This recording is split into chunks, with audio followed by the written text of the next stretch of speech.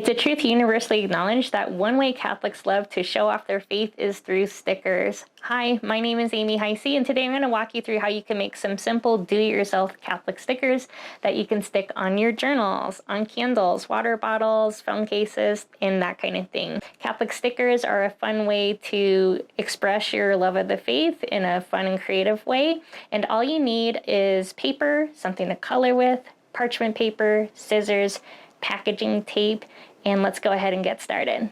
The first thing you want to do is draw or print out your designs on paper.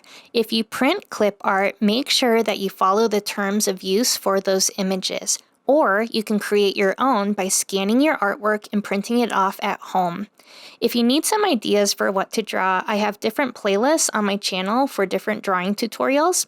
If you don't want to draw, you can write out a favorite quote or scripture verse. You can make your stickers any size. I tried to keep mine small, something that would fit the size of my packaging tape. If you draw something large, you simply use more tape so it's adaptable for any size. After I draw out my designs, I cut them with scissors, making sure to leave a thin margin of paper around the artwork.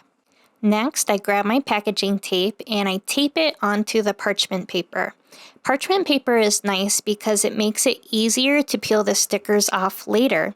The larger your sticker is, the more packaging tape you will need to create the back of the sticker. Then I add an extra piece of tape on top of the design to seal everything shut. Again, if you have a sticker that's extra large, you want to make sure that you're using extra tape to make sure that that design is completely sealed. Then I use my scissors to cut out the sticker, leaving a thin border of tape around the artwork. The parchment paper makes it really easy to peel the stickers off.